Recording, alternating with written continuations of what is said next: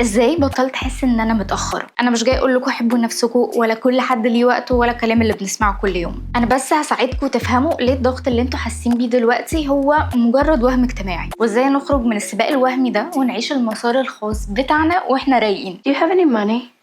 No. Are you married? No. يا ابني انت اصلا تفهم ايه في اي حاجه؟ يا فاشل يا فاشل يا فاشل يا فاشل.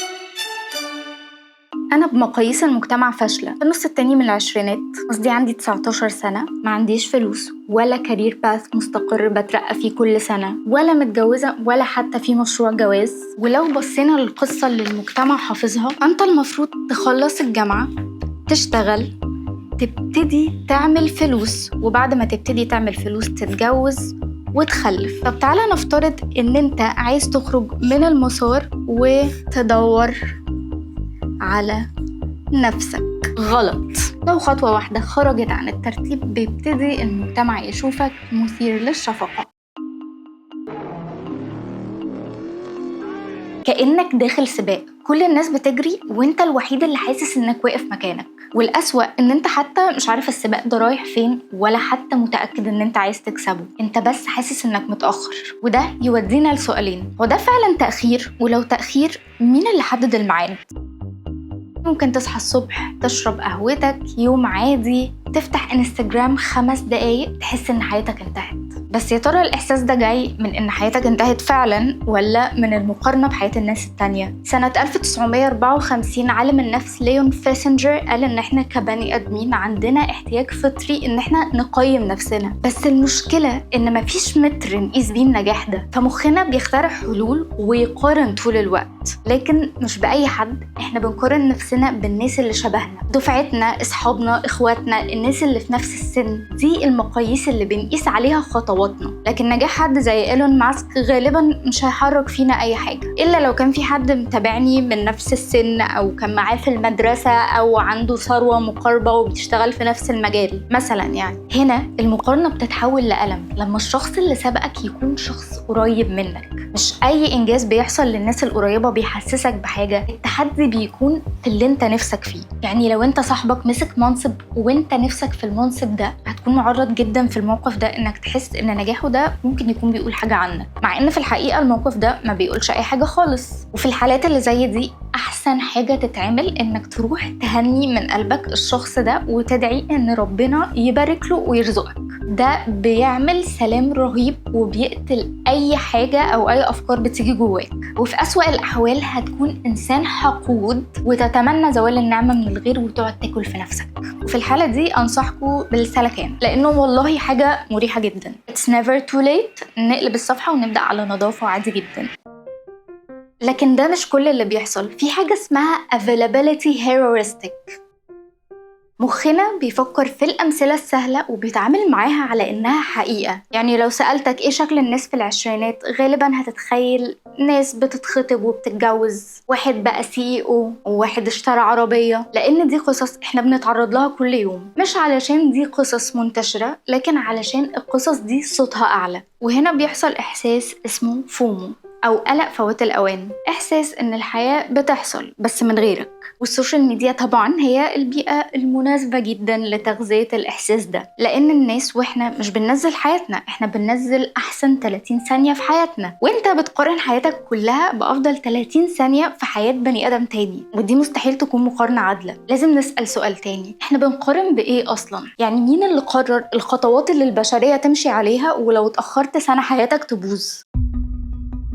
خليني أقول لكم على مثال مشهور جدا. جي كي رولينج نجحت وهي قرب ال30 بعد اكتئاب وفقر وطلاق. بس أنا شايفة إن دي مش أهم حاجة في قصتها. السؤال اللي بفكر فيه دايما هو: لو كانت نجحت وهي عندها 19 سنة مثلا، هل كانت هتكتب هاري بوتر بنفس العمق، بنفس الشخصيات ونفس كمية التفاصيل؟ ممكن، لكن غالبا لأ، لأن الرواية دي مش مجرد خيال، دي حصيلة سنين من فشل ورفض ووحدة واكتئاب. والتجارب، الحاجات اللي احنا بنعتبرها تأخير، هي نفسها اللي صنعت الجودة في قصة زي دي. ده اللي خلاني أفكر: احنا ليه بنعتبر التجارب دي حاجة ضدنا؟ ليه ما بنعتبرش كل الوقت والتجارب اللي بنعيشها دي جزء من القصة نفسها؟ ليه بنبصلها بس على إننا ضايعين وتايهين؟ احنا عايشين في مجتمع بيكافئ اللي بينجح، وده بالظبط اللي بيتكلم عنه كتاب اسمه ليت بلومرز. رائد الأعمال اللي عمل أول شركة ليه وهو عنده 20 سنة، والمليونيرة اللي عندها 24 سنة، دي كلها قصص مبهرة فعلا. لكن القصص دي خلتنا نتخيل إن النجاح السريع هو النجاح الطبيعي. أنا بجد كنت متخيلة إن أنا قبل ال25 دي المفروض أكون عملت إنجازات رهيبة. وفاكرة أول سيشن ثيرابي ليا مع دكتورة نفسية سألتني، بتسألني عندك كام سنة؟ هي حست ان انا متضايقه وانا بقول لها، فبتقولي هو انت كنتي متخيله او كنتي حاطه على نفسك ضغط انك عايز تعملي حاجات معينه قبل سن معين؟ قلت لها قالت لي ما تعمليش كده وما تغلطيش غلطتي. قالت لي ان هي غلطت نفس الغلطه وانه مش حقيقي، ما فيش حاجه اسمها كده، ما ينفعش نحط لنفسنا ديدلاين، وهو اصلا ديدلاين مش منطقي. في بقى النجاح من نوع تاني مش بيظهر بدري اصلا. في ناس بتاخد وقت طويل علشان تعرف هي مين، وعشان تنضج، وعلشان تعرف هي عايزة ايه بجد. وده مش معناه ان هم ابطأ، ده معناه ان الرحلة نفسها مختلفة. يمكن شخص تاني يوصل اسرع بس يوصل لمكان مش شبهه. في ناس بتلف سنين لكن اول ما بتوصل بعد كل اللفلفة والتجارب دي بتحس ان هي في مكانها. ودي غالبا بتكون ناس عايزة تعرف ايه حلمها هي، مش حلم الناس اللي حواليهم ولا حلم المجتمع. لكن حتى لو نجحت ووصلت لهدف معين، مين قال ان القصة خلصت؟ مش يمكن يكون في قصة تانية؟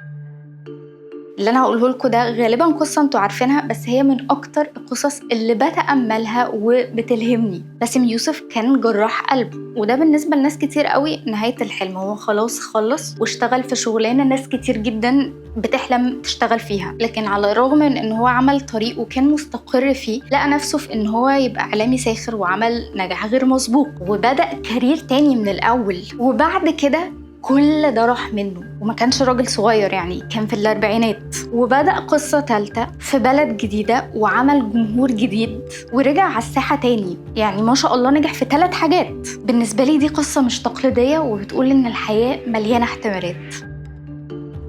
ايه قيمة ان انت كل شوية كإنسان تكون بتغير شغل او بتغير تخصص؟ ده ممكن يفيد ازاي؟ هل ده تضييع وقت ولا احنا بس اللي اتعلمنا ان ده نموذج سلبي؟ في كتاب اسمه رينج بيقول عكس الفكرة اللي احنا اتربينا عليها طول عمرنا، زي مثلا ركز في حاجة واحدة وما تضيعش وقتك. بس ده بينفع في نوع معين من المجالات اللي ليها قواعد واضحة، زي الشطرنج مثلا. كل ما تبدأ بدري كل ما فرصتك تبقى أكبر. لكن الحياة مش زي الشطرنج. معظم مشاكل الحياة ملهاش إجابة واحدة بس هي اللي صح، وملهاش طريق واضح. وهنا الناس اللي جربت أكتر بيبقى عندها ميزة.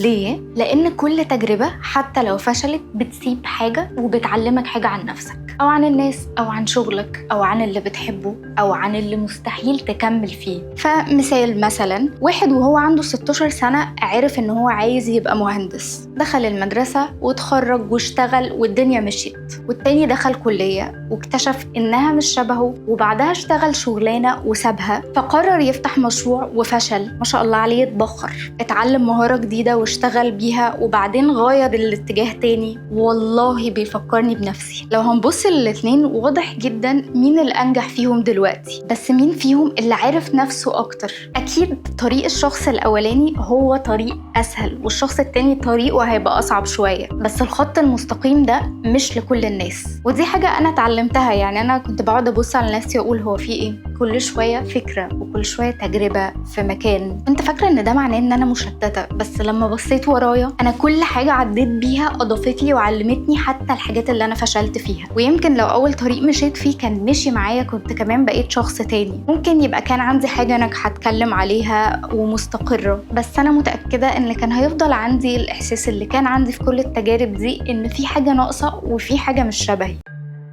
الضغط الحقيقي والمشكلة إن فترة التخبط دي مرعبة، مش لأنها وحشة، لأن المجتمع بيعرف يحتفل كويس جدا بالنتائج بس ما بيعرفش يحتفل بالبحث. فمحدش مثلا بينزل بوست يكتب أنا بقالي سنة مش عارفة أنا عايزة أعمل إيه، ولا حد بيحتفل إن هو غير رأيه ورجع يبدأ حاجة تانية من جديد. فعن نفسي أنا بطلت أعتبر إن كل اللي بشوفه على السوشيال ميديا حقيقة، ولما بقفش نفسي في حاجة جوايا بدأت تقارن، بوقف نفسي وأقول استني، دي لقطة مش الحياة. وبطلت أسأل نفسي لو أنا متأخرة، وبقيت بسأل نفسي لو أنا بعمل حاجة أنا مرتاحة فيها، لو أنا بعمل حاجة شبهي. بقى ده السؤال الأهم بالنسبة لي، لأن النجاح مش إنك توصل بدري، النجاح إنك تعرف تلاقي مكان شبهك وتعرف تبقى مبسوط. فلو حاسس إنك متأخر، يمكن المشكلة مش إنك متأخر، يمكن المشكلة إن أنت بتجري في سباق عمره ما كان معمول ليك. وبس كده. قولولي لو في مواضيع معينة تحبوا إن أنا أدور وأجي أتكلم معاكم فيها، وأشوفكم الفيديو اللي جاي على خير.